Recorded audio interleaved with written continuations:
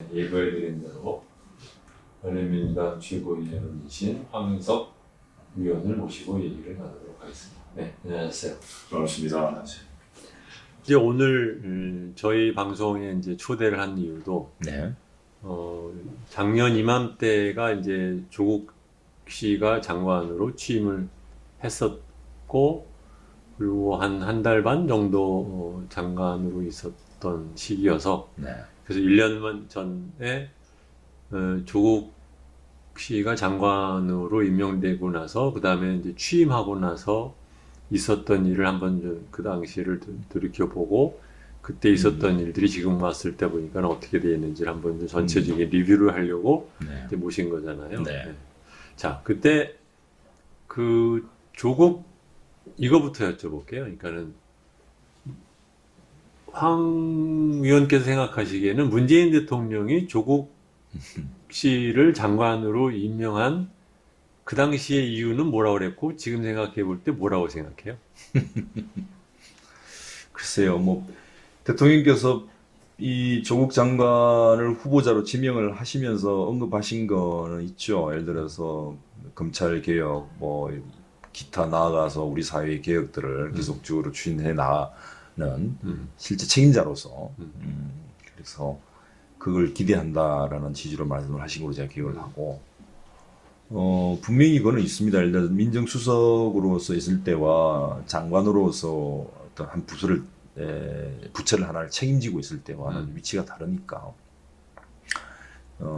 대통령이 비서로서 민정수석이 있다면 장관은 실제 공무원 조직들을 지휘하고 또 활용해서 정책을 실제 결정하는 부서죠. 또 집행도 해야 되고, 그런 차원에서 실제 남아있는 검찰 개혁들을 밀고 나가야겠다라고 생각하신 건 분명히 있을 거고요. 지금 생각하자면 그 외에도 또 다른 여러 가지 생각들을 하신 게 아닌가라고 짐작을 하죠. 일단 정치인으로서 또 본격적으로 나설 수 있도록 뭔가 자리를 만든 것이 아닌가라는 그런 정도의 추측은 하고 있죠. 행정 경험이나 또는 이제 국민들한테 좀 더 다가가서 본인의 의견을 갖다 말할 수 있는 자리에 옮겨서 참모가 아니고 한다. 단순 참모가 아니고 실제 권한을 갖고 집행하는 부서장으로서 경험을 쌓는 건 상당히 중요하죠. 이제까지 학자, 교수 또는 시민단체를 이끌어왔던 사람, 이 정도를 넘어서서 대통령이 참모로서 정치나 행정 쪽에 참여를 하긴 했습니다만 실제 수만 명의 조직들을 관리하고 지휘하고 통솔하는 그런 뭐랄까요, 정치인으로서 또는 정치 지도자로서의 경험은 아직 없으니까 그런 부분까지도 좀 고려한 것이 아닌가라고 저는 속으로는 생각을 하죠. 그 얘기는 거꾸로 말하면 조국 씨도 법무부 장관이라는 자리를 통해서 좀 더 현실적인 행정에서의 경험 쌓는 것 플러스 추가적인 정치에 참여하는 것도 고려를 하고 있었나요? 근데 제가 개인적으로 아는 범위 내에서는 아니라고 생각을 듣고 있고, 마지막 본인의 이제 소임으로서 민정수석으로 끝이라고 생각을 했죠. 실제로는 학교로 돌아가고 싶어 하고 학교에서 다시 교편을 잡는 그 일을 본인의 일생의 가장 큰 일이고 보람이라고 생각을 했던 것은 맞습니다. 맞는데 제가 알기로는 대통령께서 아주 그냥 강하게 붙잡으셨고 일을 좀 맡기신 게 아닌가, 저는 그렇게 알고 있고요. 그 이유에 대해서는 저도 고려하지 않았다고 봐요. 실제로는 고려하지 않았다고 봐요. 사실 그렇죠. 그러지라는 게 가변적이라서 항상. 네. 장관을 하는 것까지도 억지로 어떻게 보면 떠안다시피 한 것으로 제가 알고 있는데, 그 이유까지 생각하고도 하지는 않았을 거라고 저는 보죠. 그러면 그 당시에 그 문재인 정부 또는 법무부 또는 조국 장관이 자기가 법무부 장관으로 와서 자기가 무슨 일을 하려고 했어요? 가장 큰 뼈대는 이제 이런 겁니다. 이제 검찰 개혁이 가장 큰 뼈대가 이제 합의 뭐 이렇게 얘기를 해야겠네요. 그 공수처 설치하는 문제랑 이렇게. 뭐 수사권 폐지를 궁극적 내용으로 하는 뭐 수사권 조정 이 문제잖아요. 이 두 가지가 크게는 이미 국민적 합의는 이미 좀 됐다고 보는 거고, 음. 그다음에 그걸 구체적으로 만든 것이 이제 수사권 조정에 대한 합의가 2018년 6월달에 있었죠. 그렇죠. 행정안전부 네, 장관으로 김부겸 장관, 그다음에 법무부 장관은 박상기 장관, 그다음에 조국 민정수석, 그다음에 국무총리로서 지금 이낙연 당대표. 오케이. 그래서 이렇게 전체적인 합의안을 발표를 해서 수사권 조정에 관해서는 이미 오케이. 구체적인 내용들이 나왔고요. 공수처는 뭐 법안을 만드는 문제니까. 근데 이제 수사권 조정도 이거 구체적으로 행정부 안에서 이렇게 합의를 한다고 해결된 문제만은 아니고 결국 법률안으로 가야 되거든요. 2018년 6월 합의를 발표할 때도 그 안에 공수처를 만든다는 게 들어 있었나요? 그 얘기는 아니죠. 수사권 조정은 하고 공수처는 결이 다르니까. 그래서 수사권 조정과 공수처는 결국 입법으로 해결될 수밖에 없는 구조란 말이에요. 근데 그게 행정부 안에서는 정리가 됐던 거고, 자, 국회로 이제 이거를 안을 넘긴 겁니다. 공을 던진 거죠. 그것을 이제 국회 사법개혁 특위가 오케이. 받아서 이제 준비를 하고 있는 과정이었습니다만은 굉장히 정체돼 있었죠. 그래. 당시에 이름이 뭐죠? 미래통합당인가? 당시는 뭐 이름도 이제 까먹었네요. 어쨌든 그 당에서는 굉장히 부정적으로 하면서 시간 끌기를 하고 있었기 때문에 그 와중에 이제 검찰 개혁을 조정 역할을 해오던 민정수석이 법무부 장관으로 작년 9월 9일 날 임명을 받았지 않습니까? 그러면 장관으로서 할 수 있는 일은 법률 부분은 어차피 국회에서 지금 논의되고 있고 공이 넘어갔으니까 법률이 아닌 다른 방식으로 할 수 있는 게 뭐냐? 그러니까 국회를 통과하지 않아도 국회를 거치지 않아도 할 수 있는 검찰개혁의 내용이 뭐냐? 이거를 찾자라는 것이 가장 핵심적이죠. 그렇죠. 그러니까 대통령령, 행정부 차원에서 할 수 있는 것. 대통령령 또는 법무부 장관의 부령, 기타 등등으로 해서 이렇게 법률적 근거를 가지고 할 수 있는 개혁이 뭐냐를 이제 찾기 시작한 거죠. 실제로. 그래서 9월 9일 날 임명 물론 아주 뭐 우여곡절과 참 잠깐. 근데 예. 그렇게 그런 걸, 그러니까 소위 말하면 국회 법안을 통해서 하는 거 말고도 할 수 있는 걸 찾는다는 것은 그 전에도 얼마든지 할 수 있었고, 있었죠. 조국 씨가 굳이 장관으로 오지 않는다 하더라도 추진할 수 있었던 일이잖아요. 이런 거는 있죠. 이제 사람마다 다 특색이 있는 거 있지 않습니까? 그 전임 박상기 장관 시절에도 이 문제에 대해서는 뭐 논의가 있기는 있었죠. 그래서 여러 가지 것들이 논의되고 특히나 법무검찰개혁위원회를 통해서 권고를 받아서 하루들이 해왔던 건 분명히 있습니다.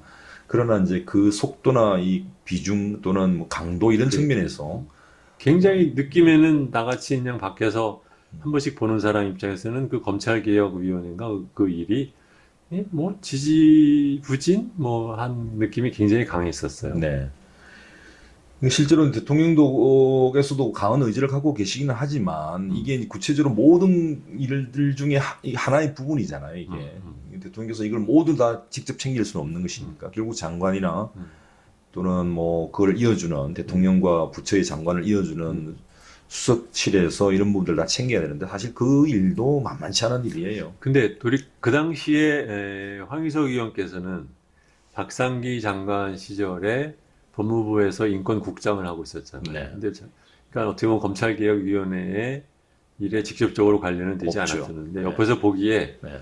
그렇게 그 박상기 장관 재임 동안에 그 위원회의 일이 별로 이렇게까지 진척이 많이 이루어지지 않았던 이유가 어디 있다고 봐요? 법무검찰개혁위원회가 하는 건 자문조직이거든요. 그런 자문조직이기 때문에 거기서는 여러 가지 권고를 많이 했지요. 근데 이제 이것들을 장관실, 뭐 법무부 전체가 이걸 떠안고 집행해 나가는 데 있어서 검찰들의 사실은 반발이 굉장히 컸죠. 그리고 그 검찰들의 반발들을 직면했을 때 청와대나 법무부 쪽에서 일종하게 좀 중간적인 입장에서 적절하게 타협적인 입장을 취한 것들이 가장 대표적인 거고요.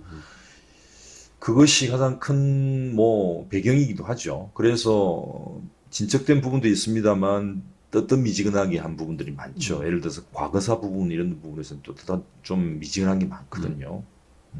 그런 것들도 있고 마찬가지 말씀하신 것처럼 수사권 조정 이런 것도 일부 이루어졌습니다만 수사권 조정 합의문을 보면 여전히 검찰의 입장들이 많이 반영되어 있는 측면이라든지 뭐 그런 것들이 다 그래서 두루뭉술하게 넘어가는 것들이 많았다는 거죠. 실제로. 근데 조 장관이 왔으면 뭐 얼마나 달라질 거냐. 뭐 사실 뭐 여러 가지 측면에서는 조국 장관이 왔다고 해서 모든 것이 다 근본적으로 다 새롭게 될 것이다라고 뭐 하기는 어렵죠. 다만 대통령의 뭐 가장 신뢰를 받는 많은 신뢰를 받는 수석에다가 또 실제로 청와대에서 많은 정책들을 주도했던 측면이 있기 때문에 일선의 장관으로 왔을 때는 대통령의 입장을 가장 많이 알고 있고 구체적으로 이해하고 있는 사람이고 그다음에 개혁을 실제로 강하게 추진할 수 있을 거라는 외부적인 신뢰관계라든지 이런 것들이 형성되어 있었던 걸 맞고요.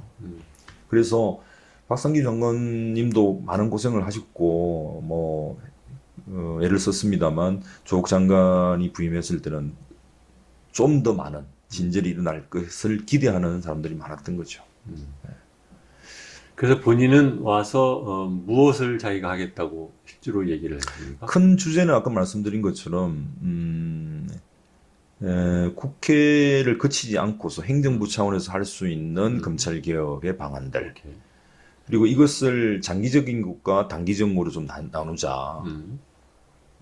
단기적인 것은 빨리 정리를 해달라. 장기적인 것은 그것에 대해서 밟아 나가기 위한 구체적인 스텝들을 좀 세워달라. 크게 요구사항은 그거였어요. 뭐 그리고 나서 한 달 조금 뭐 35일 재임을 했으니까 35일 만에 뭐 퇴임을 하시는 바람에 사실은 전체적인 간략한 스케줄만 잡아놓고 그다음에 단기적인 과제 몇 가지를 좀 이뤄놓고 사실 퇴임을 하신 셈이죠. 근데 지금도 그 방식은 전체적으로는 저는 유효하다고 봐요. 지금 추미애 장관께서 하시는 것도 국회를 거칠 것과 국회를 거치지 않을 것을 구분을 하시고 계신 것 같고 국회를 거치지 않고 행정부 차원에서 할 수 있는 일들을 사실은 저희들 쪽에서는 많이 준비를 해왔고 그게 과제로 남아있죠. 그러니까 큰 꼭지로 말하면 어떤 것들이에요? 그게? 제일 대표적인 게 이제 인사 조직, 그다음에 감찰 이렇게 얘기를 할 수 있겠죠. 인사 부분에서 말씀드린 것처럼 이거 조직도 연결되는데 인사 부분에서는 역시 이제 최근에 추미애 장관이 인사를 하신 것처럼 기존 특수부 위주로 편중돼 있던 것들을 재편을 해야겠다. 인사에 대해서 확실히 형사부, 공판부 이 위주로 원래 검찰이 근데 그게 좀 말이 안 되는 게 윤석열 총장이 특수부 위주로 바꾸는 인사안을 갖고 와서 이 법무부와 청와대가 오케이 한 게 몇 달 됐다고. 1년 됐죠. 1년하고 2개월 됐군요. 아니. 조국 씨가 장관이 되었을 때. 아니, 그때는 아니고요. 그는 조국 장관이 임명되기 전이고. 왜냐하면 2019년 7월 달에 검찰총장으로 윤석열 씨가 임명이 되고요. 그 직후에 바로 인사를 해요. 알아요. 그러니까 내 얘기는 그거를 민정수석으로 있을 때의 일이죠. 그러니까 어떻게 보면 민정수석으로 있을 때 뭐 본인이 뭐 동의를 했는지 묵인을 했는지 아니면 뭐 억지로 했는지는 모르지만 지금 얘기하시는 게 조국 씨가 와가지고 하려고 했던 게 인사, 조직, 그 다음에 이제 뭐 감찰 뭐 이런 일이라고 하면 내 얘기는 인사는 이미 2달 전에 한 거 아닌가? 맞아요. 근데 그거는 맞는데 인사를 바로 하진 않았죠. 오케이. 그러니까 인사를 바로 하진 않았고 앞으로의 방향으로서는 그렇다는 거겠죠. 추미애 장관이 이번에 이제 하신 거고 그런 방향이고. 그 당시에 그 윤석열 씨가 특수부 위주로 주르륵 인사를 한 것을 법무부와 청와대가 받아들인 이유는 뭐였어요? 뭐 총장에 대한 신뢰가 있다는 거겠죠. 총장이 처음 이제 인사를 하는 일을 맡긴 만큼. 그러니까 처음 임명되었고 첫 인사를 하는데 검찰총장의 어떤 그 의중을 수락해주는 그렇죠. 수용하는 것이 모양새로는 가장 좋다고 판단을 했겠죠. 물론 그뿐만 아니고 이제 당시로서는 윤석열 총장에 대한 신뢰가 분명히 있었던 거죠. 네. 개인적인 어떤 신뢰도. 그래서 저는 그거는 옳고 그름에 대한 평가 문제 이전에 일단은 큰 결과를 만들어낸 거죠. 엄청난 결과가 나온 거고. 그 이후로는 이제 새롭게 이렇게 검찰 쪽에서 특수부 위주로 편중돼 있는 인사는 문제가 있다라는 것에 대한 이제 비평을 듣고 그에 좀 관심을 기울였던 거고요. 실제로 그 당시에 한 8, 90명이 사직을 했습니다. 그래요. 굉장히 큰 규모의 사직을 했었죠. 그래서 인사가 문제가 있다, 경고라는 것에 대한 경고등은 이미 켜졌던 거죠. 그게 일종의 이의제의로 봤을 수도 있죠. 글쎄, 이제 그렇게까지 머리를 고단수로 생각하고서 한 것 같지는 않고요. 제가 보기에. 그냥 그 당시에 좋으니까 좋게 받아들인 거죠, 선의를. 근데 혹자는 토사구팽을 한 거 아니냐. 이렇게 이야기를 하지 않습니까? 예를 들어서 적폐청산 때는 실컷 부려먹고 끝나니까 이제는 팽시키는 거 아니냐. 제가 볼 땐 그 정도로 이렇게 악한 마음을 정략적으로 생각하고 하시는 분은 전혀 아니기 때문에 대통령께서도 그렇고 조국 장관도 그러시고 오히려 그런 부분이 좀 악용된 측면이 있죠. 악용된 측면이 있죠. 나라의 리더가 됐든 조직의 리더가 됐든 그러니까 말기만 하다고 좋은 건 아니에요. 당연합니다. 그거는 그렇죠. 이게 무균실에서 우리 사는 게 아니기 때문에 우리 몸속에도 수많은 바이러스와 균들이 곰팡이들이 다 있지 않습니까? 그것들을 데리고 살고 함께 이기며 사는 거기 때문에 결국 그걸 이겨내는 방법도 알아야 되는 거죠. 이겨내지 못하고 무균실에 사는 사람들은 제가 볼 때 결국 조그마한 바이러스나 조그마한 곰팡이에도 하나 당해버리죠. 똑같은 것이기 때문에 결국은 악한 마음을 갖고 있는 사람들을 어떻게 잘 거느리고 통제하고 최소화시켜내는가, 이거에 대한 스킬이 필요하죠, 실제로는. 이게 적절한 예는 아닌데 무슨 생각이 드냐면 IMF 위기 이후에 이제 우리나라 금융권, 은행 이런 거를 개혁을 한다고 할 때 어떻게 보면 약간 비슷한 고민들을 했었어요. 뭐냐면 은행을 개혁을 하려고 하면 한두 사람 바꿔서 또는 행장 바꾼다고 될 일이 아니라는 그렇죠. 걸 안단 말이에요. 네. 은행의 리스크 관리라든가 아니면 이런 거를 바꾼다고 하면 한두 사람이 아니라 리스크 관리만 하더라도 수십 명이 들어가서 해야 되는 일인데, 근데 많은 경우에 보면은 사람들이 행장 하나만 갈아요. 그리고 행장 보고 그러니까 왜냐하면 그 조직에 그 원래 연공에 의해서 짜여지는 게 있고 배타적인 문화라기 때문에 밖에서 온 사람이 잘 뿌리를 못 내리고 이런 것들이 많다 보니까, 그리고 또 행장 임기 자체가 오래 간다는 보장도 없고 이러니까 많은 경우에 행장이 처음에 가가지고 얘기 좀 하다가 그냥 결국은 자기 직원과 싸우면서 3년을 보낼 수는 없으니까 그냥 나름 타협이라고 할까, 아니면은 자기가 할 수 있는 것 정도만 좀 하고, 그러면은 이제 그 사람한테 소위 말하면 잘 보이려고 하는 사람들이 있으면 결국 그 사람 쓰게 된단 말이죠. 근데 사실은 그 사람도 결국은 비슷한 사람이었던 거야. 그 사람, 그래서 이제 행장 물러나고 나면 또 언제 그랬냐는데 걔네들이 또 원래 또 자기 또 본색을 또 드러내요. 네? 그러니까 이게 무슨 말이냐. 그러니까는 그 뿌리가 깊은 관행과 거기서 큰 사람들이 갖고 있는 조직을 바꿀 때, 그러니까 장 한두 명 바꾸고 그 사람 보고 네가 알아서 한번 해봐라 그러는 건 이게 무책임한 얘기고, 실제로 그렇게 개혁을 정말 하고 싶으면 그 사람만이 아니라 그 사람과 같이 일할 수 있는 사람들을 같이 우르르 보내줘야 돼요. 네. 근데 보면 우리는 항상 그걸 잘 그렇게 안 해. 그렇죠. 그래서 그걸 몰라서 그럴까, 아니면 알면서도 일종의 타협적인 자세로서 이 문제를 바라보고 그냥 접근해서 그런 걸까, 사실 헷갈릴 때가 있는데, 몰라서도 하는 경우도 있을 수 있고, 후자인 경우도 있을 수 있겠죠. 근데 분명한 것은 말씀하신 것처럼 한 명 보내가지고는 정말 의미가 없고 예전에 강금실 장관 갔을 때 그다음에 그 이후에 천정배 장관이 갔을 때 고립무원이었죠. 아무도 없어요. 그리고 그분들이 뭐 법무부에 대해서 아시는 게 있나요? 실제로 그 경험을 하질 않았고 구석구석에 뭐가 숨겨져 있고 어디에 칼을 감춰 놓고 있는지를 다 보진 못한 장관이라고 보기 어려워요. 일주일에 한 번씩 국무회의 가야 되죠. 뭐 이것저것 행사에 불려다녀야 되죠. 뭐 왜냐하면 장관들이 부임하자마자 이 사람들은 뺑뺑이 돌려요. 행사에. 다른 장관도 다 그래요. 예. 그러니까 뺑뺑이 돌려가지고 행사에 얼굴 내밀게 함으로써 장관은 자기 일을 하고 있는 것처럼 생각을 하게끔 하는 거죠. 근데 실제로는 행사 돌아다니는 것이 장관의 일은 아니거든요. 그거는 뭐 차관이 시켜야 되고 실국장들이 하면 되는 거예요. 실제로 아주 중요한 행사 아니면 정말 국가적으로 의미 있고 정책적으로 이것은 반드시 장관의 의지를 갖고 해야 되겠다는 그것을 상징하는 의미의 행사라면 모를까? 그런 게 아니면 불려다니다가 일 다 보는 거예요.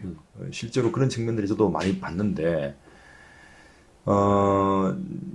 그런 일들을 정말 하려고 하면은 많은 자기 주변의 인재들이 함께 가서 그러니까 리더를 바꿔서는 안 되고 리더십을 바꿔야 돼. 그 조직의 전체 리더십을 바꿔야 되는데 실제로 지금 저는 뭐 사이트에서 한번 이런 얘기를 한 적이 있습니다. 예전에 계속 흘러나오고 있네요, 이 주제가. 근데 어쨌든 우리나라에서 제일 한번 바꿔봤으면 좋겠다고 생각했던 부서, 물론 뭐 다른 부서도 많이 있겠지만 저는 기재부, 행안부, 통일부, 법무부라고 생각을 해요.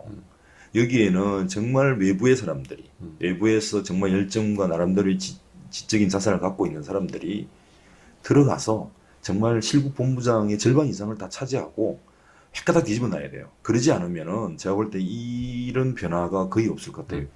뭔 법무부든지 어떤 뭐 국토부든지 뭔가 정책적인 변경을 해가지고 뭔가 시도를 하려고 할 때 항상 걸리적거리는 곳이 기재부와 행안부고 그렇지 않습니까? 행안부는 조직 갖고 기재부는 돈 갖고 인력과 돈으로 다 태클 겁니다. 법무부는 거기다가 한술 더 떠서 압수수색 해버리고 그냥 또 난리를 펴요. 뭐 통일부는 뭐 사실은 이 국가적인 전략 차원에서의 부서이기 때문에 상당히 의미가 있는, 그리고 정부가 어떤 정부인가에 따라서 정책적 변경이 가장 극명하게 드러나는 곳이 통일부입니다. 사실은 이념적인 문제이기 때문에. 그래서 이런 조직들을 정말로 휘어잡고 움직여야 되는데 그냥 달라 이렇게 장관 한 명, 또 심지어는 기존 공무원들 출신으로 승진시켜서 실국본부장, 그다음에 차관, 장관 이렇게 시켜서는 제가 볼 때 변화가 있을 수 없어요. 저는 차기 정부가 누가 될지 모르겠습니다만 한번 꼭 이 염두에 둬야 될 것은 핵심 부서가 뭔지를 잘 봐야 돼요. 핵심 부서가 뭐 예를 들어서 일개 부서가 있을 수, 문체부가 될 수도 있고 보건복지부가 될 수도 있겠죠. 다 좋은데 정말 정책을 집행하는 수단이 뭔가를 잘 봐야 된다. 그 정책을 집행하는 수단은 돈하고 인력이잖아요. 규정이고 무력이거든요. 법무부는 뭐 무력하고 돈하고 인력, 그게 가장 정책을 집행하는 수단 아닌가요? 그러니까 이런 부분에 대해서 정부가 정말 내가 뭘 하려고 하고 뭐 이걸 할 수 있는 수단이 뭔가에 대한 고민이 있었는가에 대해서는 상당히 좀 실망스러웠죠. 근데 뭐 이게 지금도 뭐 비슷하지만 IMF 위기 또는 뭐 사실은 김영삼 정부 이후로도 마찬가지인데 이게 계속 반복돼요. 뭐냐면 개혁하겠다고 말을 해놓고 장관 한 명 달랑 보내놓고 추가적인 지원이나 뭐 이런 것 별로 없이 있다가 뭐 조금 뭐 있으면 또 다른 사람으로 갈고 하는 이거를 유난히 한국이, 근데 이거는 기업 혁신의 경우에서도 자주 나오는 타픽이거든요, 굉장히. 네.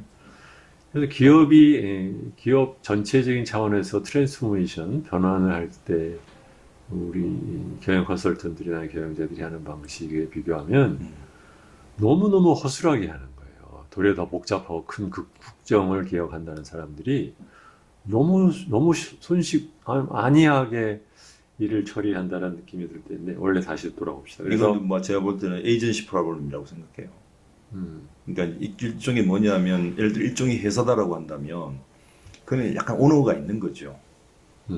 아니 뭐 외국 기업의 경우에는 그 오너가 있고 그런 건 아니에요. 물론 아닐 수도 있지만 그 사람이 경영진이라고 한다면 경영진에게 확실하게 뭔가 뭐 소유와 경영이 분리됐다 전제한다면 경영진에게 일정하게 포괄적 권한들이 확실하게 주어지는 경우가 많죠. 근데 우리는 대리사장이잖아요. 바진사장이고.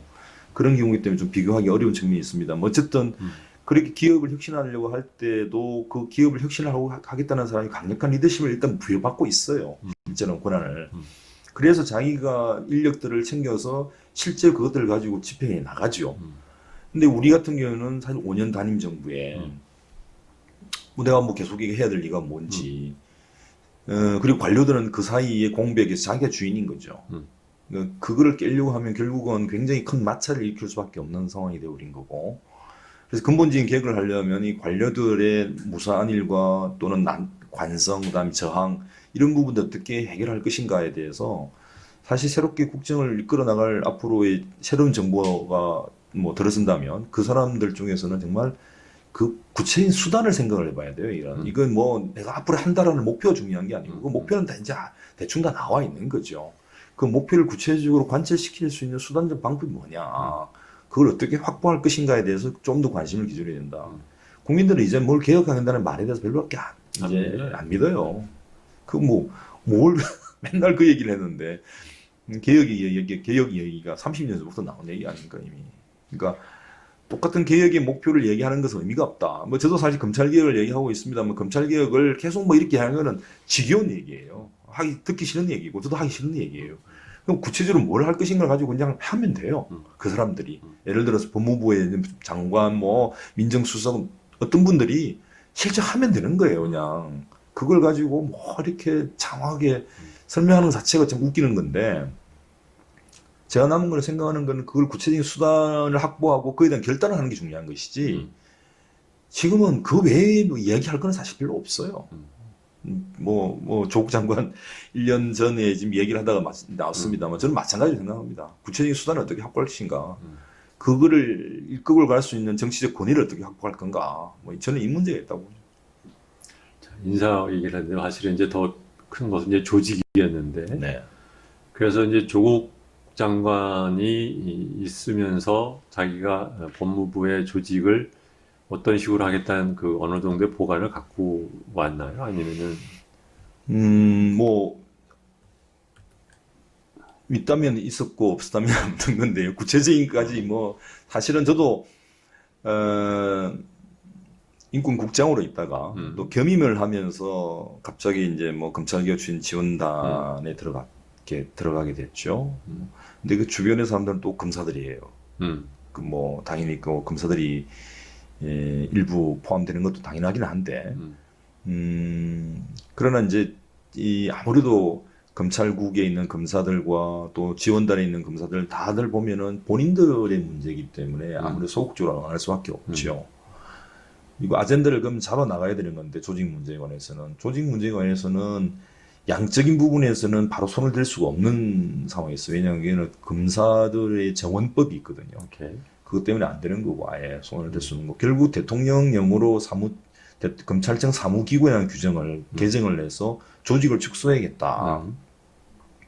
이 생각을 했던 거죠. 근데 사실은 이제 더 중요한 것은 수사권 조정에 관한 법률이 통과되면은 권한이 줄어들기 때문에 그에 맞춰서 소위도 당연히 수술을 들어갈 수 있는데 아직까지 그게 이루어지지 않은 상태였기 때문에 이걸 인위적으로 하기에는 굉장히 어려운 상황인 거죠. 그러면 할 수 없이 양적인 부분을 그대로 놔두면서 이 검찰의 중심을 어디로 옮길 것인가라고 고민을 할 수밖에 없는 거예요. 그것이 막 특수부 중심에서 형사공판부 중심으로 전환시켜야겠다 이런 구도로 나온 거죠. 그래서 특수부 전국에 퍼져 있던 소위 특수부를 축소하는 것, 그 다음에 형사공판부로 전환시키는 것, 요 작업들이 이제 첫 번째로 올라왔던 거죠. 그래서 그는 법무부에 있는 법무검찰개혁위원회가 그때 또 마침 출범을 했는데 거기서도 마찬가지로 이제 권고를 한 것이 특수부 중심에서 형사공판부 중심으로 전환시켜야 된다. 이렇게 이제 권고를 했고 그에 맞춰서 저희들도 조직적인 이제 정비를 들어갔던 거고 그것이 한 10월 중순경 그러니까 퇴임하고 나서 이제 근데 그때만 하더라도 패스트트랙에 의해서 수사권 조정에 대한 법안이 국회에서 통과는 아직 안 돼 있을 안 된 상태죠. 안 된 상태죠. 그 상태였기 때문에 실제 그 윤석열 호가 검찰이 소위 조국 장관에 그러니까 통과될 거를 염두에 두고 미리 준비한다는 차원에서 조직 그런 건 아니었고요. 당시에는 사실은 이 패스트트랙 법안이 통과될 것이라고 장담도 못했어요. 사실은 일단은 패스트트랙 올려져 있기는 있지만 네. 330일이 지나야 되지 않습니까? 네. 그게 이제 지나가는 그 과정이었지만 민주당 쪽에서 그렇게 이 문제에 대해서 이렇게 강하게 나온 입장을, 강한 의지를 표시를 하진 않았거든요. 그래요? 실제로는. 그러니까 이게 통과될지 안 통과될지도, 뭐 통과될지 못할지도 사실은 뭐 알 수 없는 상황이기 때문에 어쨌든 그와 무관하게 우리는 전환시켜줘야 된다. 그 얘기는 거꾸로 조국 씨를 장관으로 지명을 해서 장관으로 일하게 해서 수사권 조정 법안이 국회에서 통과되도록 노력을 하는 소위 말해 선봉장으로 쓰기 위해서 임명한 건가요? 글쎄 뭐 그까지는 사실은 제가 볼 때 법무장관이 특별히 거기에서 할 일은 없었나? 없죠. 그는 이제 사개특위에 넘어가 있는 상태였고 이미 패스트트랙을 막 하고 있는 상태였기 때문에 물론 이제 장관이 그걸 촉구를 하고 독촉을 하고 이렇게 의원들한테서 설득을 하고 하는 일은 있을 수 있겠지만 조 장관 입장에서는 사실 이제 장관으로 임명되는 과정에서 큰 상처를 입었고 네. 그런 상황에서 민주당이나 소련 미래통합당이나 이 국회의원들 찾아가면서 이 문제를 설득할 정도의 지금 분위기는 아니었던 거죠. 그러면은 그 법률과 관계없이 할 수 있는 일들에서 조직 차원의 일들은 검찰청 사무기구에 관한 규정을 대통령령이니까 그걸 바꿔서 하자라고 이제 그때 이미 그 생각은 그 당시에 이미 네. 갖고 있었다. 그래서 일정 부분 성과가 있었죠. 검찰청에 있는 그 특수부가 전국에 산재를 했었어요. 거의 모든 지방 검찰청에 특수부가 있었습니다. 물론 명칭으로 특수부라고 돼 있는 곳이 있는 곳도 있지만 그런 특수부라는 이름을 빼고서 형사부이면서 특수부 일을 하고 있는 부처들이 있었죠. 부서가 있었죠. 그래서 그런 부분들 대폭 축소를 하면서 서울과 광주와 대구 이 세 군데에만 일단 특수부, 이름은 반부패수사부인데 이렇게 막 두는 거로 하고 나머지에서는 특수부를 명시적으로 아예 폐지시켜버린 방식이었죠. 사실 일종의 효과가 좀 있긴 있습니다. 그런 부분이. 그게 하나 조직적으로 그랬었죠. 그래서 인사, 조직, 그다음에 이제 감찰 문제. 그렇죠. 감찰 문제가 이제 근데 감찰 부분에서 감찰 규정을 이게 법무부에 이렇게 되어 있습니다. 법무부 감찰 규정 이렇게 되어 있습니다. 그게 법무부 훈령입니다. 그러기 전에 우선 그거부터 정리하죠. 네. 현재 검찰에 대한 감찰은 크게 보면은 두 레벨로 나눈다. 검찰 내에서의 감찰이 있고 법무부에 의한 산하 관청에 대한 감찰로서 법무부의 감찰이 있다. 네. 그런데 조국 장관이나 또는 그 이후에 지금 문재인 정부가 감찰에 관련해서 하려고 하는 것은 큰 흐름으로 어떤 거예요? 큰 흐름은 법무부가 검찰에 대해서 직접 감찰을 강화하는 오케이. 방향이죠. 1차, 2차 이렇게 설명을 하고 있습니다만 사실은 이제까지 법무부가 검찰에 대해서 직접 감찰하는 경우라든지 그 가능성은 굉장히 뭐 옅었다고 해야 될까요? 규정이 이렇게 되어 있습니다. 법무부 감찰 규정에 이게 뭐 법률도 아니고 대통령령도 아니고 법무부령도 아니고 법무부 훈령입니다. 훈령이라는 것은 일종의 훈시를 규정화시킨 게 훈령이죠. 교훈을 정리해 놓은 겁니다. 교훈. 그러니까 별로 이렇게 법령에서 효과가 떨어지는 건데 그렇다 하더라도 어쨌든 법무부 감찰 규정에 이렇게 되어 있습니다. 검찰에 대한 법무부의 검찰에 대한 감찰은 검찰의 독립성을 뭐 보장하는 데는 취지에서 검찰이 직접 하는 것을 원칙으로 한다라고 그런 식으로 되어 있습니다. 그 다음에 2차적으로 법무부가 한다. 2차적으로 한다는 것은 뭐냐? 특별한 경우에만 한다는 겁니다. 오케이. 아주 중요한 사건으로서 뭐 법무부 장관이 직접 감찰을 명령한 경우. 오케이. 그다음에 법무부가 아니 대검의 감찰부 소속 공무원의 비위에 관계된 것. 오케이. 왜냐하면 대검 감찰부에 속한 감찰에 대한 감찰. 그렇죠. 감찰부 공무원이 비위를 저질렀단 말이죠. 그것에 대해 감찰을 할 때는 자체 감찰을 하는 건 좀 이상하다. 그러니까 법무부 감찰해라. 이런 식인 거죠. 그러니까 아주 예외적인 몇 개만 아주 세 가지 정도로만 정리를 해놓고 있어요. 그 외에는 다 자기들이 하겠다는 겁니다. 그러면서 생긴 것이 가장 문제는 김학의 사건 이런 거죠. 김학의 차관 문제, 뭐 검사로 다시 돌아복귀를 합니다만 그런 사람들 감찰이 뭐 안 되는 거예요. 두 번째는 최근에 유죄 판결을 받아서 법정 구속이 됐습니다만 한동훈 검사의 그 뭐 매부인가요? 아니죠, 처남이죠. 진모라는 사람. 예, 진모 검사라는 분. 그 사람도 감찰. 그 양반이 검사로 있으면서 자기 후배 여자 검사 2명의 성추행을 했다는 문제로 이미 그 당시에 그게 법무부나 검찰 내에 다 받아 했어요. 근데 감찰을 하기 전에 사표를 받고 끝내버렸죠. 오케이. 그리고 대기업에 취입을 하고.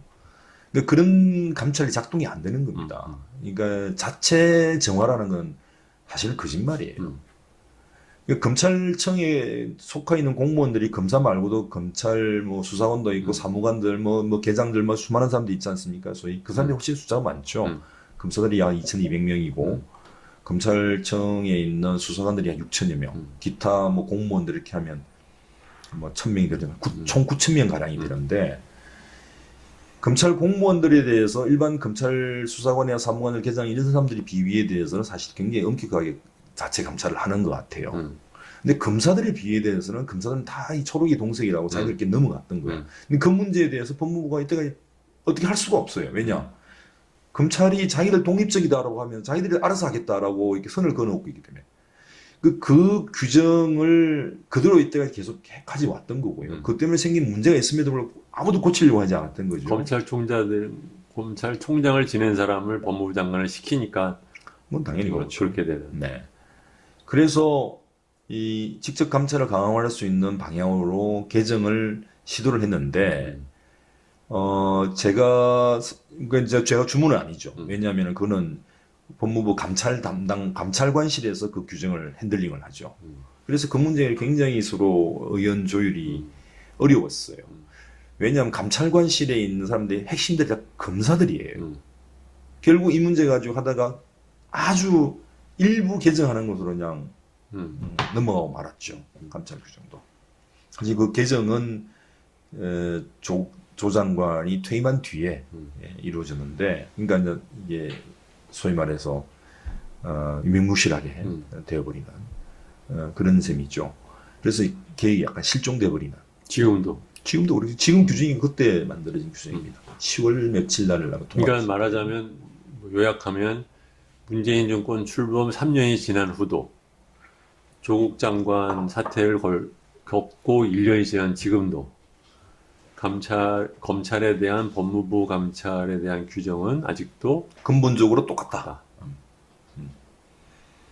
그래서 이제 최근에 모르겠습니다만 임문정 검사가 뭐 대검 내 감찰 담당 검찰 연구원으로 갔습니다만 뭐 그것은 그 사람 개인에게 좀 많은 기대와 뭐 책임을 우리가 지우는 행위. 그거 역시 말하자면 우리 말한 것처럼 한 사람 백작관도 위에 올려놓고 너 어디 얼마나 하나 보자는 거랑 똑같은 거야. 그러니까 사람의 어떤 개개인의 어떤 사람 인사를 하는 것이 의미가 없는 건 아닌데 그냥 그것으로서 뭔가 해결을 끝을 보겠다는 것은 굉장히 큰 오산이라는 거죠. 결국 그러면 감찰 규정을 좀 대폭 개정을 했어야 되는데 그걸 못했던 거고 지금도 그대로 잔존되어 있는 상태예요. 여전히 지금 이건 갈 길이 먼 상태입니다. 엄격히 하면 검사들의 그 비위가 이게 뭐 한두 개가 아니니까 저는 감찰 조직도 법무부 자체 내로 엄청나게 키워야 되고 감찰 규정을 당연히 바꿔야 되고 그다음에 직접 감찰을 강화하는 거로 뭐 대검의 감찰부가 있기는 있습니다만 제 생각에는 대검 감찰부는 오히려 법무부의 감찰관실을 보조하는 기능으로 가야 되는 것이지 그치. 본인이 주가 되고 법무부가 보조가 되는 이런 것은 거꾸로 된 거죠. 역전된 거라고 보는 거고 그럼 법무부 감찰관실을 새롭게 구성을 하고 작동시켜야 되고 규정을 만들어야 되고 조직을 강화해야 되고 그 다음에 인적 구성을 대폭 물갈이를 해야 된다. 검사들 위주가 아니고 외부 사람 위주로.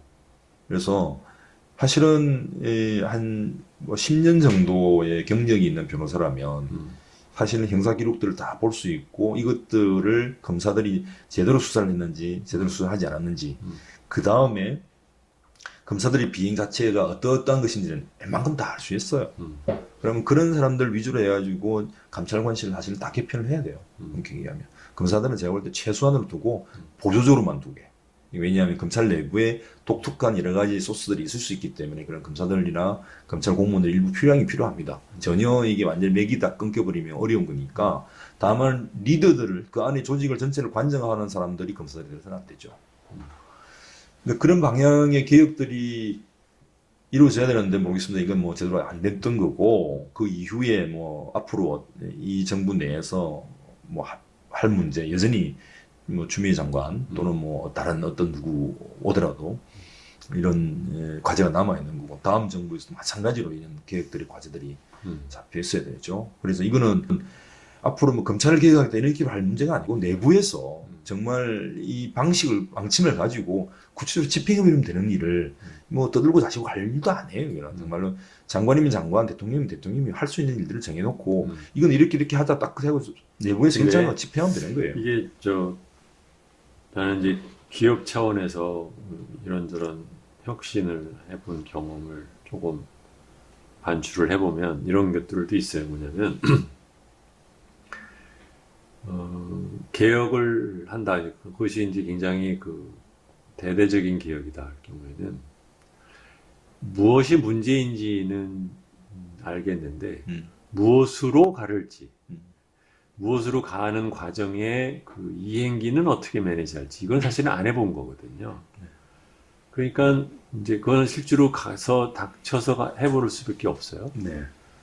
그런데 그러면은 이제 그것을 구체적인 일을 맡을 사람을 이제 누구누구를 시킨다고 해요. 근데 그 사람이 밖에서 내려온 사람이든 안에서 데려온 사람이든 그러니까 하면 그럼 보나마나 이제 반발이 생기거든. 그럼 이래서 안 된다, 저래서 안 된다, 뭐 근데 그 일의 내용을 앞뒤를 잘 아는 리더여야 저게 지금 헛소리인지 아닌지 판단이 쓰는데 그 일을 잘 모르던 밖에 있는 사람이 쓱 가서 얘기를 들으면 그 말이 맞는지 안 맞는지를 판단이 안 서. 내가 믿어서 A라는 사람한테 일을 맡겨서 추진을 했음에도 불구하고 만약에 제가 말하는 말이 잘못됐으면 그 책임은 내가 져야 되잖아. 그러니까 조금 조심스러워지는데 상대방이 이러고 저러고 말하면 그런가 아닌가라는 사람이 살짝 겁나는 거예요. 네. 두 번째로는 그 사람도 장관이 됐든 사장이 됐든 내가 이걸 잘한다고 해서 더 위로 갈 게 별로 없어. 그러면 있는 임기 동안 뭐 몇 개 조금 그냥 하고 나머지는 직원들이랑 잘 지내고 있는 걸로 충분하지. 네. 그런 거거든요. 그러니까 예를 들면 이게 기업에서 그 확 뒤집는 일을 잘하는 게 PF가, 그러니까 소위 말하는 그 사모펀드가 기업을 인수했을 때랑 기존에 운영하던 대주주가 바지 사장 바꿨을 때랑 많이 다른 게 뭐냐면 PF는 기존의 직원들과의 관계가 없어요. 네. 그러니까는 나면 싹 몰수할 수 있는. 네. 두 번째로는 경영진을 바꿀 때 경영진한테 확실하게 당신이 이것을 이렇게 바꿔 놓으면 거기에 따른 베네핏이 있다. 상당한 재무적인 그 베네핏을 주겠다.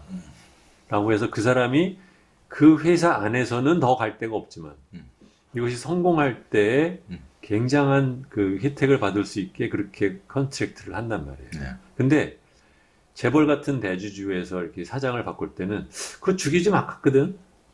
저 아무거나 내가 쓰는 머슴이라는 생각을 한단 말이에요. 그리고 자기도 사실은 그 기업에 있는 많은 직원들과의 또 다른 또 관계들이 다 있어요. 그래서 그렇게 간 사장들이 막 처음에는 뭐 개혁을 한다고 말하지만 막 뒤에 가면 뭐 용두사미가 되는 게 굉장히 많은데 그래서 그러는 거거든. 근데 그렇죠. 정권도 마찬가지로 우리 지금 말하는 게 단임제라는 게 굉장히 크고 네. 두 번째는 장관이 됐을 때 뭐 장관 했으면 됐지 내가 더 어디를 가겠어. 그리고 사실은 말하자면 거기에 소속돼 있는 부서 직원들과 잘 지내는 장관으로 남는 게 훨씬 편하지 그 사람들과 드글드글 싸우면서 반목해가면서 그렇게 해서 내가 개혁을 이룬들 그게 내가 나가고 나서 유지되리란 보장도 없고 내가 평생 할 것도 아닌데. 그렇게 되면 자기도 모르게 조금씩 컴프로마이즈를 하게 되게. 맞습니다. 그러니까 난 지금 문재인 정권의 법무 또는 검찰 개혁도 점점점 그런 쪽으로 가는 건 아닌가. 지금 보면 어떻게 보면 곁가지에 해당돼 또 가장 하위에 해당되는 인사 쪽은 그래봤자 결국은 검사들 사이에서 카드 셔플링 하는 거잖아요. 근데 조직에 퍼머넌트하게 남는 건 사실은 조직이고 그 다음에 남는 것은 규정인데 그렇잖아요. 특히 공적인 규정 경우에는 그 일에는 영 진척이 없잖아요. 지금. 맞습니다. 제가 보는 것도 그런 거죠, 실제로. 그래서 뭐 약간 인사, 조직 그다음에 감찰 이렇게 했는데 사실은 뭐 다들 표피적인 것, 금방 쉽게 할 수 있는 것, 눈에 보이는 것 이런 것들 위주로 지금 해왔던 거죠. 근본적으로 뭔가 좀 더 롱텀으로 이게 만들어지는 그런 개혁의 근거나 바탕 이런 것들은 사실은 뒤로 빠져 있는 상태고 제가 볼 때는 뭐그 근본적인 건 사실은 5년 단임제 정부라는 그것도 좀 크다고 봐요.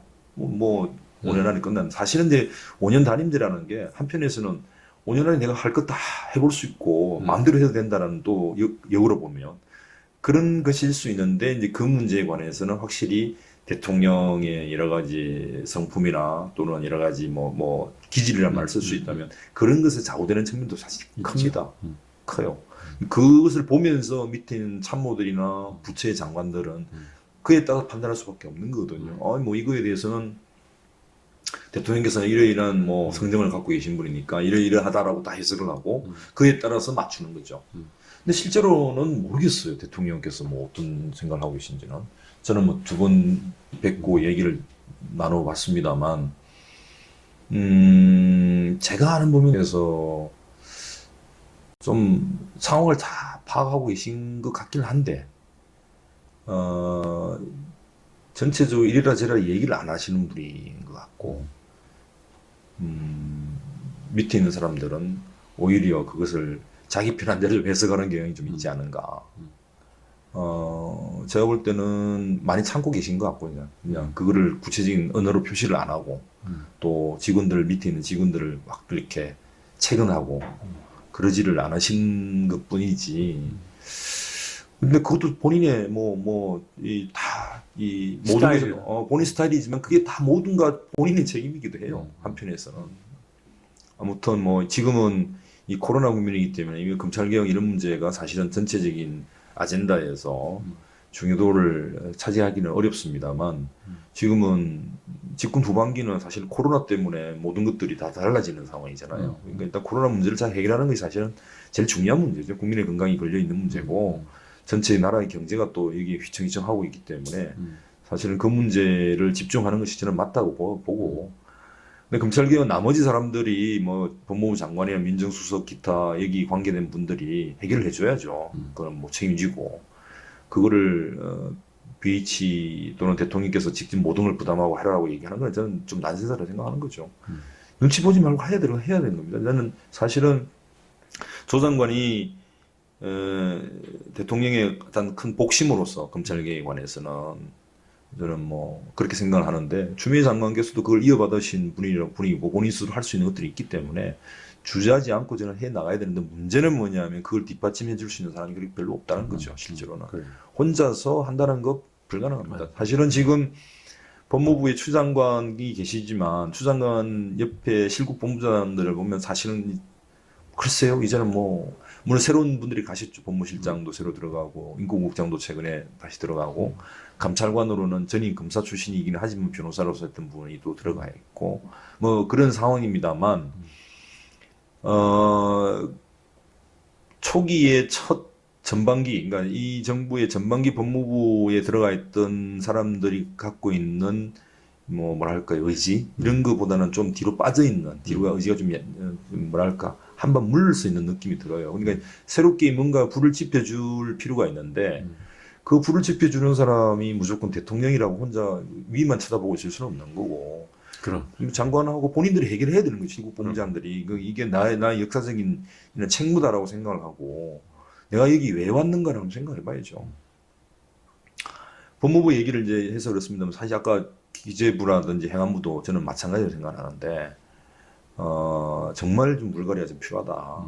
법무부도 더 물갈이가 돼야 되고 다른 부서들은 아직 물갈이를 한 번도 해보지 않은 외부에서 사람을 채용해보지 않은 부서들인데 정말로 새로운 시각과 새로운 어떤 실험을 하겠다는 의지를 갖고 있는 사람들을 채우지 않으면 저는 말길 거라 보는 거죠. 이거는 제발 관료들의 세상이 될 거다. 이렇게 가면. 정치는 이미 그렇게 됐어요. 그럼요. 정치는 흥행을 노리는 일부 사람들의 소위 말해 쇼타임으로 전환이 될 거고 그 중간 몰래 비하인드 씬 그 장막 뒤에서는 그냥 관료들이 다 해먹는 그런 구조가 될 거다. 그러니까 이런 구조를 사실 기득권화되고 있는 거거든요. 이제 고착이 되고 있는 상황이란 말이에요. IMF 이후에. IMF 이전에는 우리가 뭐 성장의 시대니까 성장을 막 하다가도 갑자기 그다음부터는 성장이 정체되는 세상이잖아요. 이게 뭐 우리나라뿐만 아니라 다 그렇지만. 근데 특히나 우리는 더 그런 상황이고 극단화되고 양극화되고 있는 상황에서 관료들끼리 자기들 먹고 살겠다고 하고 있는 거란 말이에요, 이게. 결국. 옛날에는 관료들 그렇게 할 필요 없었죠. 관료들 끝나고 나면 퇴임한 뒤에 먹고 살 길이 많이 있었죠. 협회에 가거나 뭐 정관예우를 노리거나 아니면 기타 뭐 관련 업체들 가지고 끼리끼리 주고받는 이 물밑거리가 됐지만 지금 그 물밑거리가 어려운 상황이잖아요.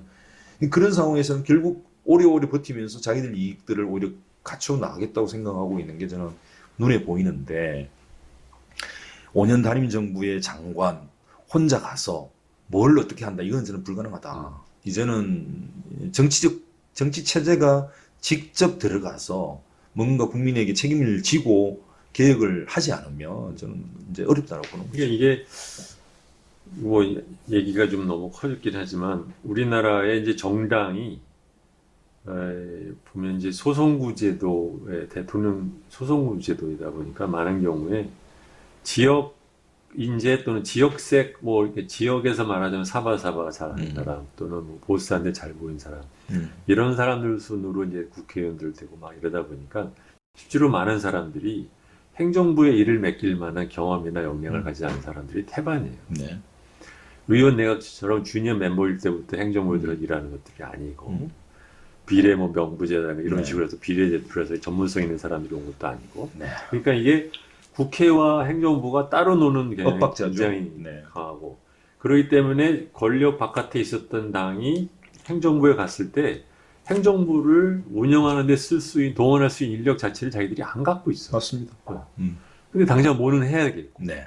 그러니까는 뭐 교수 몇 명 좀 넣다가 결국 가서 다시 또 가려고 하고 이게 반복되는 데는 다 구조적인 이유가 있는데 이제 네. 나는 문재인 정부에 대해서 그래도 기대를 했던 것은 뭐냐면 문재인 대통령이 사법개혁에 관련된 필요한 이슈들이 무엇인지를 본인이 직접 겪은 사람이기 때문에 적어도 그거 하나는 꼭 잡고 처음부터 꾸준하게 추진을 할 거로 기대를 했는데 생각보다는 굉장히 지지부진하고 지금 우리 얘기해보면 거의 3년 반이 지났는데 돌이켜보면 막상 그래서 무엇이 이루어진 거야? 생각하면 일부 경찰 수사권으로 한테 준 것 말고는 크게 뭐 달라진 것 없고 이제 궁극적으로는 우리가 지금 모든 사람들이 이제 와서 이제 이해를 하는 것은 그래 수사권을 검찰로부터 떼는 것이 궁극적으로 우리가 가야 할 길이라는 것이구나 라는 것에 대해서 인식을 하는 사람들이 이제 굉장히 많이 늘었어요. 그렇죠? 네. 네. 사실 그 사람들 중에서는 애초에 이번에 검경 수사권 조정할 때 왜 저렇게 하냐라고 왜 이게 공수처 새길로 빠지냐고 굉장히 비난하는 사람들이 많았죠. 근데 어쨌든 간에 이제 수사권의 이게 이제 경찰이 수사를 할 경우에 결국은 검찰이 소위 말하면 법 집행, 기소의 집행을 공정하게 할 수 없겠구나라는 것에 대한 이해를 하는 사람들이 굉장히 많이 늘었다는 것까지는 소득이지만 막상 그 부분에서 얼마만큼만 진전이 있었느냐를 돌이켜보면 너무 성과가 없는 거예요. 맞습니다. 네. 두 번째로는 자기 얘기하듯이 감찰 문제. 이것은 감찰이라는 것은 요번에 이제 미국의 경우는 이제 트럼프 관련된 것도 이슈가 되는 게 다 내부 감찰에서 이슈가 나오잖아요. 네. 그러니까 서양의 조직에서는 그 조직의 장관에 따른 그 라인업 외에 인디펜던트, 독립적인 그 인스펙터 제너럴이라는 네. 것이 굉장히 중요하게 생각을 해요. 맞습니다. 그 운영하는 아주 핵심적인 그 운영 방식이고. 근데 우리나라는 이게 중국에서 넘어온 그런 문화적인 게 있어서 이 감찰은 뭐 명나라에 동창하듯이 황제한테 직속하는 것이지 이 사람들이 독립이라는 것이 항상 위의 사람을 위해서 일한다는 생각을 하는 거라. 네. 그래서 원래는 이제 법치국가에서 대통령 국가다 하더라도 그렇고 마찬가지지만 이 감찰은 사실은 뭐냐면 국회한테 네. 보고를 하는 역할이 제일 큰데 네. 인디펜던트하다는 뜻은 바로 한국은 쪼무라기로부터 인디펜던트하게 윗사람한테 보고를 하는 조직이라고 생각을 하는 경향이 큰 거죠. 말하자면 미국도 좀 그런 게 있는데 경찰이 그래요. 경찰에 보면 영화에도 자주 나오지만 인터널 오디트 유닛이라고 해가지고서는 하는데 이 사람들이 경찰서장이나 이렇게 하는데 보고를 하지. 경찰도 지금 미국에서 큰 문제가 되는 게 그거거든요. 국회 또는 스테이트, 그러니까 그 주의회. 주의회로부터의 감시를 안 받아. 네. 네? 이 문제, 그러니까 이게 골마 터지는 문제인데 이렇게 되는 이유 중에 큰 이유는 뭐냐면 경찰의 정치적인 역할, 그러니까 시의회에서 또는 에서의 로비력이 굉장히 강하다는 네. 거거든. 네. 그러니까 이게 자기들이 갖고 있는 오디세의 내용이 경찰 바깥으로 안 나오는 거예요. 네. 우리나라 똑같았잖아요. 네. 검찰의 오디트 내용이 검찰 바깥으로 안 나오고 법무부에 의한 검찰의 오디트이 뭘 했는지도 모르지만 그러니까 장관 휘하 조직에서의 오디트이 장관 조직 바깥으로 잘 안 나온다는 문제를 우리가 갖고 있는 거란 말이에요. 이것은 은행이고 아니면 우리나라 기업도 똑같아요. 네. 이게 원래는 기업에서 감찰은 보대에게, 그러니까 이사회에 보고를 해야 되는데 이사회 보고를 안 하고 사장한테 그렇죠. 보고를 하고 사장한테 하죠. 아니면은 저 그룹 총수한테 보고를 하는 게 자기들의 일이라고 생각하는 이 문화가 참 깊어. 나는 그래서 원래 얘기로 돌아가면 그렇기 때문에 나는 문재인 대통령이 원래 그러니까 사법개혁에 대해서 자기가 그 필요성과 주요 이슈가 뭐라는 것에 대해서 잘 알고, 뭐 그런 것에 대해서 굉장히 주창을 많이 해요. 형사소송법에 있어서 굉장히 전문가인 조국 씨를 또 민정수석으로 데려가고 하는 걸 보면서 뭘 좀 하려나 했는데 생각보다는 진전된 게 굉장히 적고, 두 번째로는 감찰의 문제는 어떻게 보면 감찰로 말하지만 어떻게 보면 근본적으로는 공적 조직의 투명성의 이슈거든요. 맞습니다. 예, 정보 공개에 해당되는 문제거든. 그래서 정부의 정보 공개에 대한 그 룰이나 그 절차 같은 것을 획기적으로 바꿔야 되는데 거기에 관련된 일은 또 전혀 좀 진행이 안 된다는 거. 감찰도 사실 그 중에 하나인 것인데, 그러니까 그 조직의 투명성을 내부 안에서 지키도록 노력하는 사람을 강하게 밀어주든 아니면 그 바로 위에 있는 조직에서 항상 감시를 하든 이 두 가지가 항상 돌아가지 않으면 어느 조직이든 썩게 마련인데. 그렇죠. 그 근본적인 문제인데요, 사실은. 그러니까 이제 우리나라 감사원이 대통령의 이제 직속으로 되어 있는 것도 사실은 예전부터 이야기가 나왔었죠. 그렇죠. 이거 국회로 돌려야 되는 거 그렇죠. 아니냐 얘기가 나왔던 거고요. 뭐 옛날 포청천이 우리가 뭐 보시면 포청천이 왕의 직속이에요. 왕의 직속으로 붙어 있는 그렇죠. 사람인데 뭐 그게 아직도 흔적이 남아 있다고 저는 보는 거예요. 미국도 그렇고 우리나라에도 쉽게 말하면 대통령이 국가의 원수이고 일종의 절대 통치자처럼 군림하고 있는 시고 다른 어떤 산부에 비해서 뭐 행정부나 이제 입법부나 사법부에 비해서 좀 더 많은 포괄적 권한을 갖고 있는 특권을 갖고 있다고 그러지 않습니까? 특권을. 그런 어떤 조직 속에서 아마 이런 문제가 나오고 있다고 저는 생각을 하는데 뭐 그건 또 정치 체제의 문제라서 뭐 내각제 문제 이런 거에 또 올라가니까 좀 복잡한 문제고 어쨌든 법무부 같은 경우도 제가 볼 때는 이 감찰 문제를 검찰의 자체 감찰에 맡기거나 그게 의존하고 그것을 1차로 두는 이것을 빨리 폐지시켜야 돼요. 그러니까 그래서 실제로 감찰 규정에 보면은 이 법무부의 모든 소속된 공무원들 전체에 대해서 다 감찰 규정이에요. 예를 들어서 교정 쪽도 있고 외국인 본부 출입국 쪽에도 있고 뭐 소년원 뭐 보호관찰소 운영하고 있는 범죄예방정책국도 있고 뭐 기타 이런 하위의 조직들이 많은 인구가 많은 그러니까 이제 직원들이 많은 부서들도 다 법무부 감찰을 하는데 유독 검찰만 똑 드러나가지고 자체 감찰한다라고 얘기를 합니다. 이거는 왜 그러냐면 이상 수사의 독립성을 얘기를 하는 겁니다. 아니 그러니까 수사에 대해서 이 감찰이 하는 게 아닌 거예요. 그 사람들 행위에 대해서 그렇죠. 수사를 하고 있든 뭘 하든 그 검사들이 갖고 있는 여러 가지 뭐 비위행에 대한 여러 가지 사건 이런 것들을 감찰하는 것이기 때문에 수사라는 것, 수사의 독립성이라는 걸 자꾸 방패막이로 이용해서 모두 다 성을 쌓아버리는 거예요. 방벽을 쌓는 거죠. 못 들어오게. 이게 논리적으로 굉장히 문제가 있는 거지만 이것을 왜 과감하게 깨지 못하는가. 지금은 제가 볼 때는 그거 하나만 깨어도 제가 볼 검사들은 상당히 바로 잡힐 겁니다.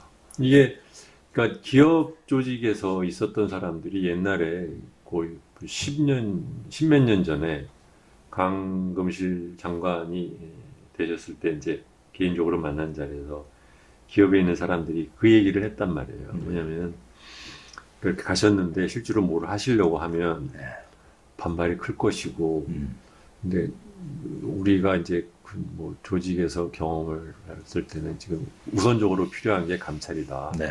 법무부에 의한 감찰 기능을 강화하는 것이 첫 번째다. 인사를 하려고 해도 누가 잘못했는지를 알고선 해야 되는 거 아니냐. 맞습니다.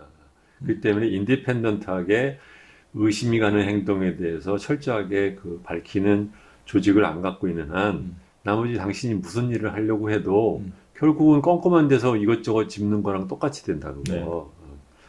하나같이 이런 감찰이나 인사 문제를 얘기를 할 때 우리가 이제 외부 검사가 아닌 사람들이 이 문제에 관해서 장관과 정치적 호흡을 같이 하고 또 책임을 지는 집단들이 해야 된다라고 했을 때 검사들이 뭐라고 그러냐면 검찰을 모르는 사람이 하면 안 된다 이렇게 얘기를 해요. 아니 뭘 모르긴 뭘 자기들 뭘 얼마나 한다고. 그러니까 수사를 하건 뭘 하건 그건 중요한 게 아니야. 설명해봐 그러면 그러니까 되는 거야. 뭔데? 그럼 그 필요하면 와서 이야기를 해줘. 그래. 와서 열심히 도와주면 돼 그러면. 이렇게 접근하면 될 것을 검찰을 모르는 사람이 해서는 안 된다. 아니 그럼 뭘 하겠다는 거야 자기들은. 이때까지 그럼 잘한 게 뭐냐고. 검찰을 잘하는 사람이 한 게 뭐 있냐고. 그러니까 그런 아주 말장난에 사람들은 계속 놀아나고 있다라는 생각이 들더라고요. 사실은 옆에서 계속 장관을 보좌하고 있는 사람들이 역시 검사들이 아직 많거든요. 그리고 그 사람들 아주 닳고 굉장히 노련한 그리고 그 이런 식으로 훈련된 사람들이기 때문에 막상 그 장관이나 차관들이 이런 얘기를 들으면 그냥 혹하죠. 황 의원이 방금 그 얘기를 하니까 갑자기 개인적인 기억이 나는데요. 제가 옛날에 한 17년 전이면 그 우리금융에 있을 때 원래는 이제 전략기획이 제 전공이니까 갔는데 좀 있더니 IT 기획을 하래. IT 가버넌스도 담당을 하라는 거예요. 좀 있더니 지주회사의 감사도 맡으라는 거예요. 그래서 아니 이게 왜 갑자기 이렇게 일이 이렇게 되지 그랬는데 그래서 이제 감사를 했어요. 감찰이지 일종의.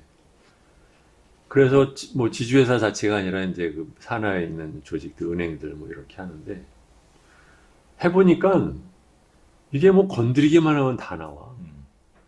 그러니까 이게 뭐지 왜 이렇게 쉽지 싶었거든요. 근데 별게 아니야. 왜냐면 뭐 설명해 봐봐. 상식적으로 이상하면 그건 왜 그렇게 됐어? 계속 물으면 돼요. 그러니까 똑같은 이치, 은행 일을 안 해본 주진영을 갖다 지주회사에서 감사를 하면은 뭐 어쩐다 말을 했는데 뭐 대단하다. 아니 누가 뭐 내가 뭐 악심을 먹고 하는 것도 아니고 다 들어보고 이상한 것만 묻겠다는데 그 물어보잖아요. 그러면 너무너무 허술해. 왜냐면 이 사람들이 바깥에 있는 사람이 와가지고 물어볼 거라고 생각을 안 했거든. 그러니까 애초에 단도리를 하고 잘 하지를 않아요. 대강. 나쁜 짓을 하는데도 이렇게까지 허술하게 나쁜 짓을 할까 싶을 정도로 증거가 여기저기 널려 있어. 자기가 일단 루틴에 빠져 있던 사람. 그런 거죠. 그러니까 마찬가지 말씀하신 것처럼 무슨 검사 일을 해봐야 검사를 감찰을 한다는 말은 말도 안 되는 얘기예요. 오히려 검사들 하는 일을 모르는 게 원칙적으로 뭔 일을 해야 될지 알아듣게 설명해 주세요. 그러면 되는 거야. 굳이 뭐 법률과 기본적인 그 하위 규정에 따라서 하고 있는지를 확인하면 되는 거예요. 그 어려운 일은 아닙니다. 뭐. 그래서 그러니까 자 이제 돌이켜 좀 얘기를 좀 어느 정도 정리를 하면 2018년 6월에 그 3부 장관, 그러니까 행정부, 행자부 장관, 법무부 장관, 그다음에 이제 청와대가 합의를 해서 만들어냈던 검찰 수사권 조정 관련된 것이 있었고 그 이후에 2019년에 이제 공수처법이 나왔고 그다음에 그것이 완전히 이제 뭐 두 개가 다 국회에서 통과가 될지 잘 모르는 시점에서 조국 씨를 대통령이 장관으로 지명을 했고 오래 잊지 못했지만 그 당시에 하려고 했었던 일은 법안의 통과랑은 상관없이 내부적으로 할 수 있는 일들을 하려고 했었는데 이제 그것들이 크게 나눠보면은 인사에 관련된 문제, 조직 규정 관련된 문제, 그다음에 이제 감찰 관련된 문제가 있었다. 근데 이제 돌이켜 보면은 그 양반이 이제 일찍 뭐 그만뒀지만 그 이후에도 돌이켜 보면은 그 중에서 지금 추 장관께서 하시는 일은 그 중에서 인사 관련된 일이 조금 있고 요번에 이제 감찰 관련된 일이 조금 이제 요번에 이제 한동훈 씨 건 때문에 드러난 감찰의 문제가 요번에 좀 더 어떻게 될지 한번 볼 만한 거리가 되어 있고 그 다음에는 이제 그 조직에 가는 것도 조금씩 축소해 가는 과정에 네. 있다. 뭐 네. 이런 거죠. 내 생각보다는 시간이 너무 오래 걸려서 좀 안타깝다 그런 얘기. 시간도 오래 걸릴 뿐만 아니라 약간 또 근본적인 지점을 아직까지 지금도 사실은 뭐 어떻게 보면 크게 보면은 장관 하나 보내놓고 네. 당신이 알아서 고생 좀 해보자 하는 그 모드에서 크게 안 바뀐 거죠. 그렇죠. 그게 이제 안타까운 거죠. 그래서 이후에는 저는 모르겠습니다만 이제 그 씨를 많이 뿌려야 되는데 아직 씨를 많이 못 뿌렸다. 혼자 이렇게 장관을 보내놓고 뭔가 한다는 건 어려운 거고 그 다음 정부도 있을 수 있는데 수많은 인재들을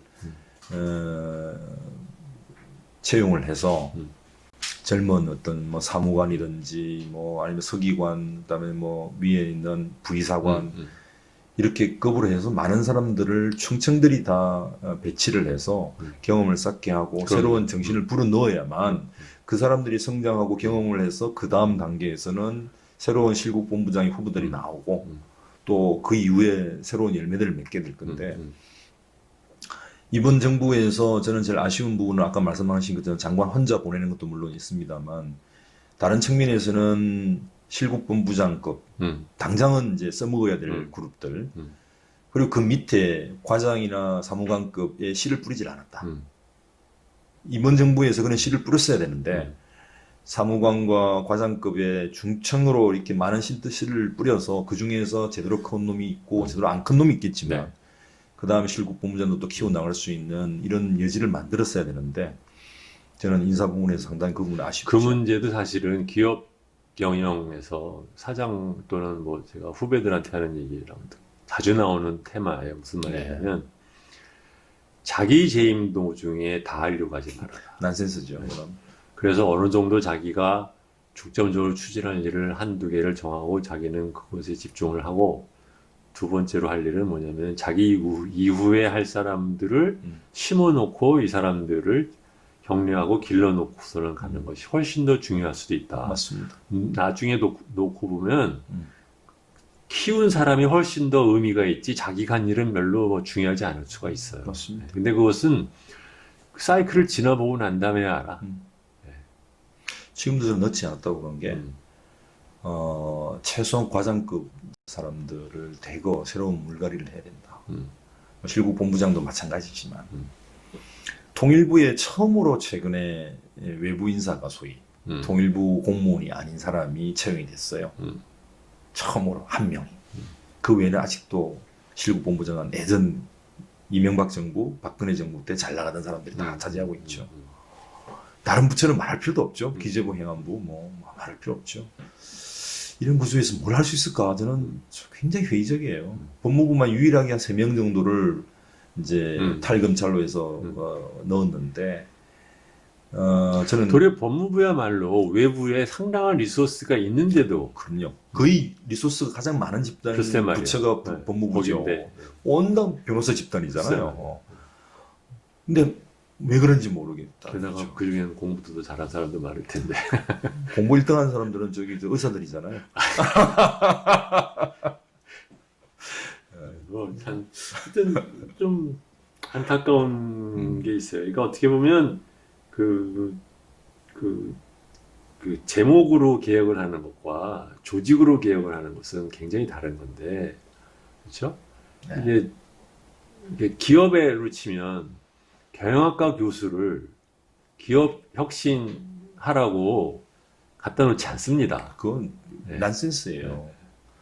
아니 잭 윌치 같은 사람이든지 예를 들어서 피오레나인가? 그 옛날 뭐 피오리나. 그런 사람들 교수가 아니잖아요. 근데 이상하게, 그러니까 무슨 말이냐면 한국은 그 일종의 이제 말하자면 조선시대 유습인 건데 무엇을 해야 된다는 것만 아는 그 지식인들을 어떻게 하는 얘가 더 중요한 일에다가 맡겨놔요. 그래놓고 그 사람이 그러니까 어떻게 할지를 알 리가 있나. 그러니까 좀 내가 흔히 쓰는 그 예예요. 그러니까 훨씬 그 성패가 금방 확실하게 드러나는 기업의 경우에 어디 경영학과 교수를 기업에서 쓰는 것 같냐. 근데 우리나라는 이상하게 교수를 그렇게 장관으로 갖다 놓고 쓰고, 어? 뭐를 하자고 하는. 근데 문제는 이제 그 갖다 쓸 사람이 이제 없다라는 문제 때문에 이제 그렇다고들 하니까 워낙 이제 특히 뭐 민주당 정권에서는 기존 관료에 대한 불신이 크다 보니까 그러는데 그러면 그럴수록 지금부터 자기네들이 사람을 갖다 관료 체제에다 심어놔야 되는데 그럼 그 생각은 별로 안 하는 것 같다. 맞아요. 뭐 멀리 보고 하는 사람들이 아닙니까? 그렇죠. 떴다방처럼 하려고 하면 이렇게 되는 거죠. 실제로 이런 일을 갖다 자기가 한참 일할 때 겪어본 사람들이 아닌 사람들이 지금 뭐 정치 참모들도 다 있으니까. 떴다방이 떴다방. 네. 뭐 시간이 오래됐다고 네. 그러는데 오늘은 네. 여기 정도까지 또 하고. 푸념만 하는 것 같는 느낌이. 글쎄 말이에요. 그렇죠. 둘이 아, 앉아가지고 참. 한탄하고 푸념하다 끝나는 이런 방송이 사실은 맥주를 한잔 하면서 하는 게 훨씬 더 효율적인데 음, 이렇게 데스크 앞에서 이렇게 했으니까 참. 맞아. 네. 미안합니다. 다음에는 아닙니다. 맥주를 준비하도록 하겠습니다.